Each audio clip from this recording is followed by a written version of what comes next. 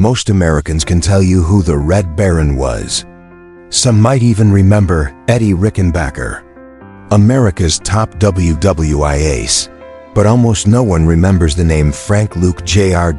And yet this young, 21-year-old pilot from Phoenix, Arizona was one of the most fearless aviators America ever produced. A man who racked up 14 victories in just 18 days. A pilot whose sheer aggression shocked even his own squadron. A soldier who went on a one-man rampage against heavily defended German observation balloons targets so dangerous that many pilots refused to go near them. His commanders called him reckless. His enemies called him unstoppable. And history nearly erased him entirely. Today, we bring his story back to life. This is the true tale of the American ace the world forgot. The boy who defied orders, defied the odds, and flew straight into legend. This is the story of Frank Luke Jr., the Arizona balloon buster. Frank Luke Jr. was never meant to live an ordinary life.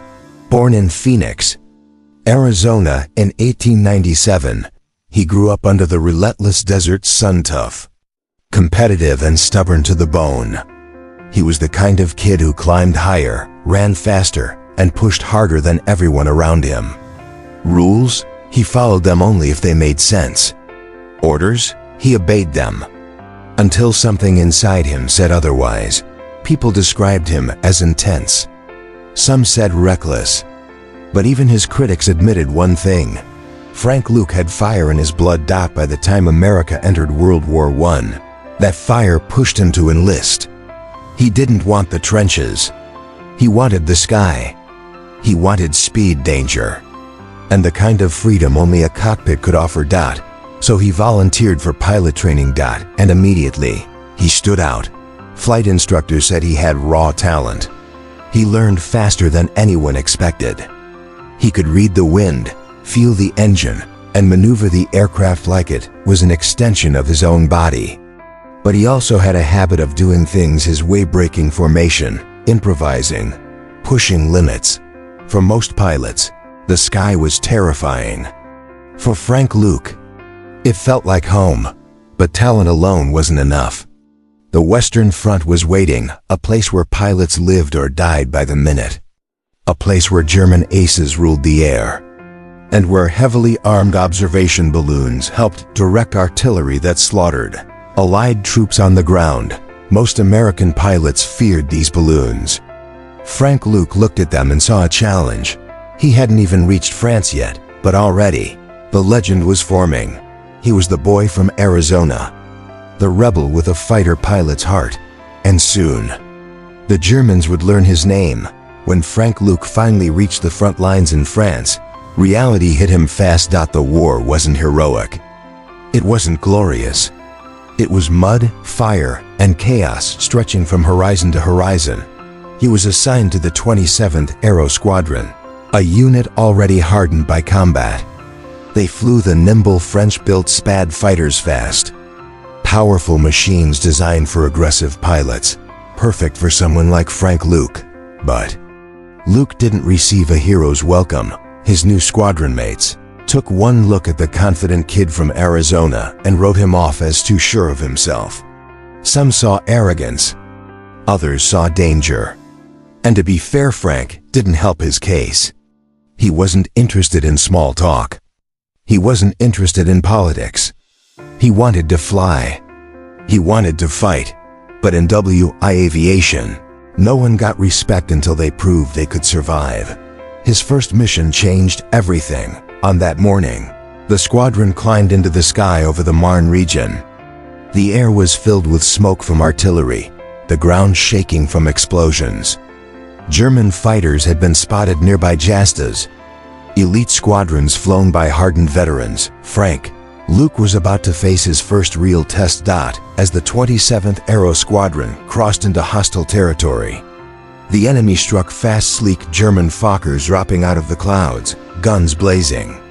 It was a swirling chaos of engine roar and tracer fire. Pilots dove, climbed, twisted, each one fighting not just the enemy, but raw terror.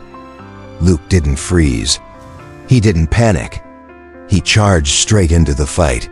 His squadron later said they'd never seen a rookie move like that, diving head-on into a veteran German formation, firing his Vickers guns with fearless precision. He didn't score a kill that day, but he made one thing clear: Frank Luke was not afraid of anything.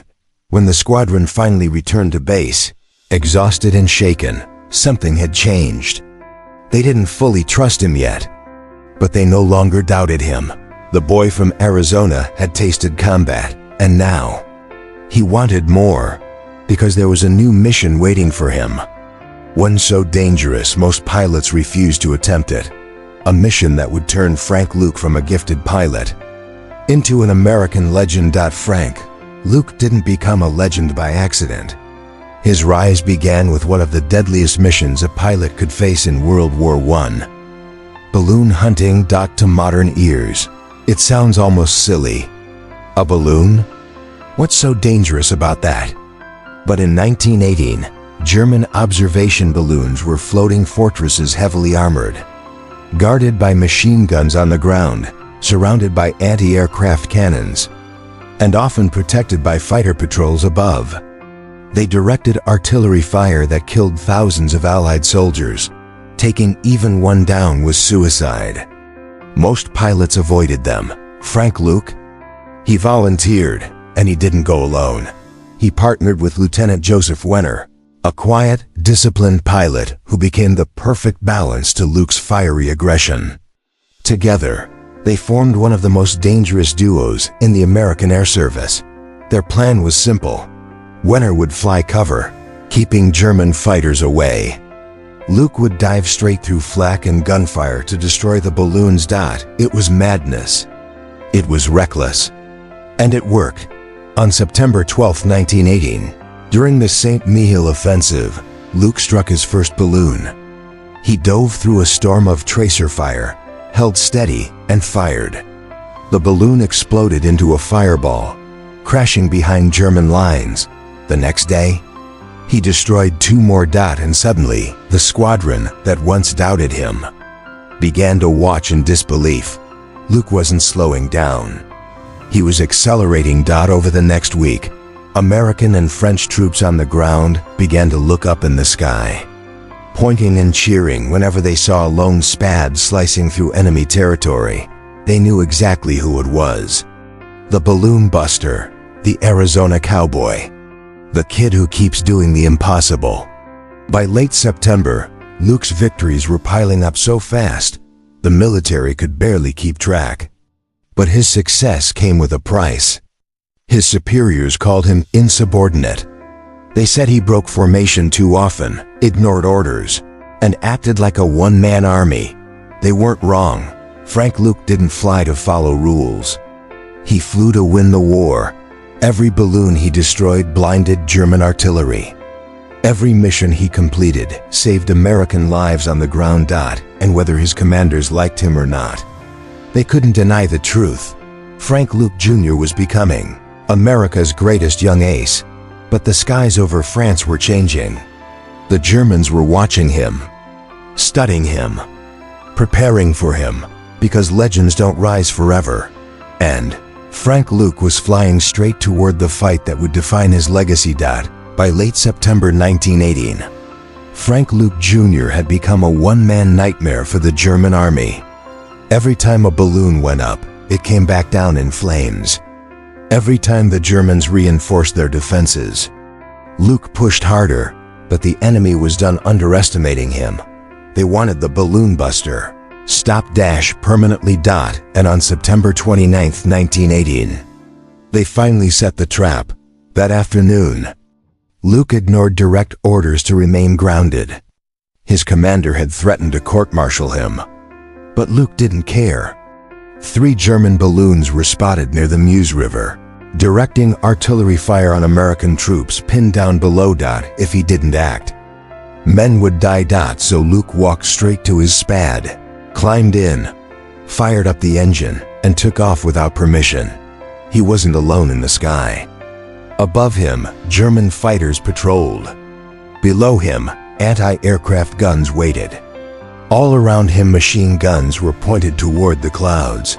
The moment he crossed the front lines, the sky lit up with enemy fire. But Frank Luke didn't flinch. He dove. Balloon number 1. He hit the first balloon so fast the Germans didn't even have time to winch it down. It burst into a flaming sphere, drifting to the earth in black smoke.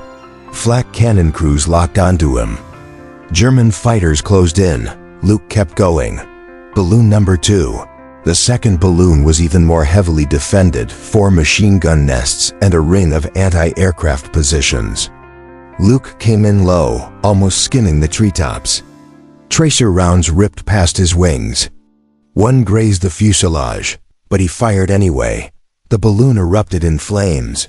The explosion so bright American soldiers miles away saw it. Now the Germans were furious. Fokker fighters dove at him, guns blazing. Luke's Spad shook under the impact. He was wounded, hit in the shoulder by ground fire, but he was still flying. Balloon number 3.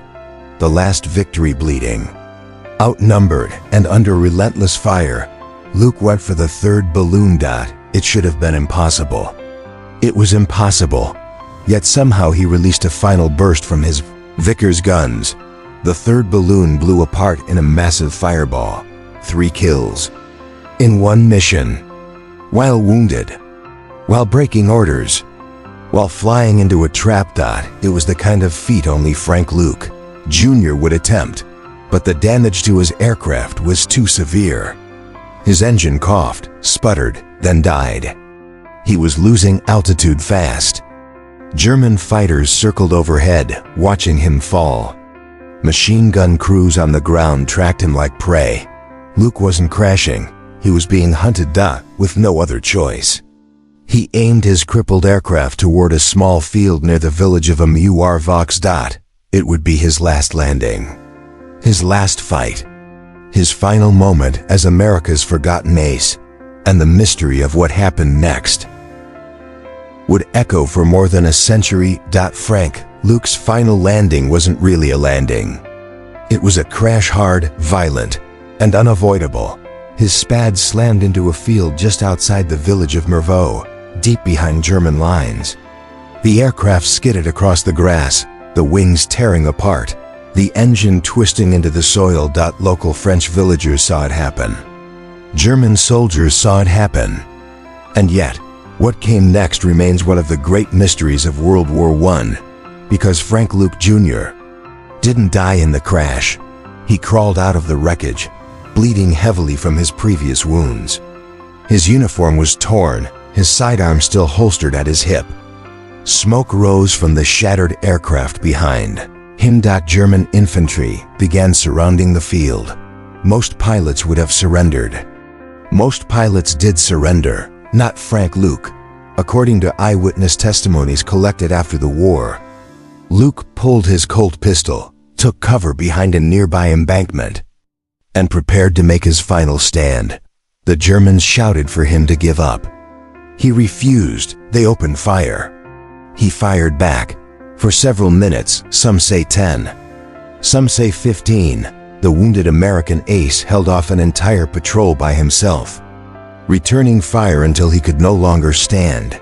Then, as the villagers later described, Frank Luke collapsed to the ground. Still gripping his pistol, was he killed instantly? Did he die from his wounds moments later? Did he refuse to surrender even in his final breath? The accounts never fully agreed. What we do know is this: when the Germans searched his body, they found evidence of the day's impossible mission, confirmation of the 3 balloons he destroyed just minutes before crashing. His Medal of Honor citation would later affirm the same. But there was something else the villagers insisted on. Something not found in official military reports. They claimed the young American pilot died with a look not of fear, but of defiance. To them, he wasn't an enemy. He was a hero who had fought alone, against overwhelming odds to the very end. 2 days later, the villagers risked their lives to bury him in the local cemetery. Marking his grave with a simple wooden cross, the Germans left it untouched. a rare sign of respect. When American forces liberated the region weeks later, they found the site exactly as the villagers described. Even in death, Frank Luke Jr. refused to be ordinary. He refused to fade quietly. He left behind courage, chaos, and questions that historians still debate today. But one thing was certain: a legend had fallen in Mervaux, and America had lost one of its greatest warriors. Frank Luke Jr. may have died at 21, but his story refused to fade into obscurity. Back in the United States, news of his daring missions and fearless attacks on German observation balloons spread quickly, though, often overshadowed by bigger headlines of the war. He became known as the Arizona Balloon Buster, a name whispered among aviators who followed in his footsteps. His Medal of Honor citation cemented his heroism, praising the courage that had saved countless lives on the ground. Yet, paradoxically, his fame never reached the heights of Eddie Rickenbacker. History books often skipped over him. The young American ace who defied orders, took on impossible missions, and died in blazing defiance was quietly tucked away, almost forgotten by a nation that had so briefly witnessed his brilliance. But legends don't vanish so easily. Airmen in World War II studied his flights. Pilots in the Air Force of the 20th century honored his courage. Museums displayed his medals, letters, and photographs. And military historians kept his story alive, hidden gems for those who sought them. Frank Luke Jr.'s legacy is more than a record of victories. It is a testament to audacity, to courage against impossible odds, and to the spirit of a young man who refused to follow the rules if they meant leaving lives in danger. In the skies over Arizona, in classrooms where history is taught, in films and documentaries, his name now whispers through the ages. A hero, a rebel, America's forgotten ace whose spirit still flies among the clouds. And maybe, just maybe, that is how legends should live. Because while history sometimes forgets, the courage of a single man like Frank Luke Jr. can never truly die.